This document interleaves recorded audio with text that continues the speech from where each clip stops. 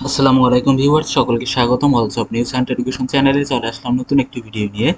Video শুরুর প্রথমে বলে রাখি, যারা আমার চ্যানেলে নতুন দয়া করে আমার চ্যানেলটি সাবস্ক্রাইব করে দিবেন।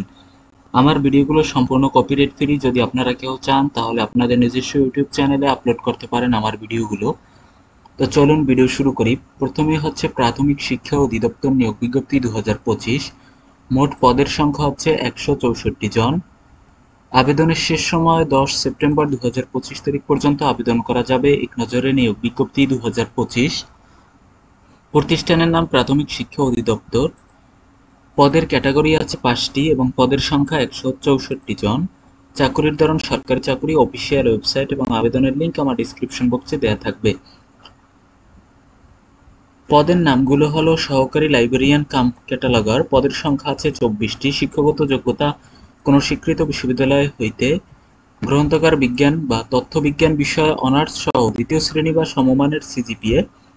অন্যান্য যোগ্যতার ক্ষেত্রে বলা হয়েছে কম্পিউটার পরিচালনায় দক্ষতা থাকতে হবে। মাসিক বেতন পাবেন 11,300 টাকা থেকে 27,300 টাকা পর্যন্ত। পদের নাম ষাটলিপিকার কাম কম্পিউটার অপারেটর। পদের সংখ্যা আছে 6টি। শিক্ষাগত যোগ্যতা কোনো স্বীকৃত বিশ্ববিদ্যালয় হতে অনার্স বা সমমানের ডিগ্রি থাকলে আবেদন করতে পারবেন। অন্যান্য যোগ্যতার ক্ষেত্রে অবশ্যই আপনাকে কম্পিউটার চালানোয় দক্ষতা থাকতে হবে। পদের নাম উচ্চমান সহকারী কাম হিসাবরক্ষক। পদের সংখ্যা আছে 115টি। শিক্ষাগত যোগ্যতা কোনো স্বীকৃত বিশ্ববিদ্যালয় হতে বাণিজ্য বিভাগে স্নাতক বা সমমানের ডিগ্রি এবং অন্যান্য যোগ্যতার ক্ষেত্রে কম্পিউটার এমএস অফিসে কাজে দক্ষতা থাকতে হবে অবশ্যই। এবং বাণিজ্য ছাড়া কিন্তু এই পদের জন্য কেউই আবেদন করতে পারবেন না অন্যান্য বিষয়ে অনার্স থাকলে। পদের নাম ষাটলিপিকার কাম কম্পিউটার অপারেটর। পদের সংখ্যা আছে 14টি। শিক্ষাগত যোগ্যতা কোনো স্বীকৃত বিশ্ববিদ্যালয় হতে অনার্স বা সমমানের ডিগ্রি। অন্যান্য যোগ্যতা অবশ্যই টাইপিংয়ে দক্ষতা এবং কম্পিউটার প্রশিক্ষণ এবং বাংলায় প্রতি মিনিটে 25 শব্দের টাইপ করার ক্ষমতা থাকতে হবে। পদের নাম হচ্ছে ভান্ডাররক্ষক। পদের সংখ্যা 5টি। কোনো স্বীকৃত বিশ্ববিদ্যালয় হইতে বোর্ড হইতে উচ্চ মাধ্যমিক সার্টিফিকেট বা সমমান পরীক্ষা উত্তীর্ণ হলে আপনি আবেদন করতে পারবেন।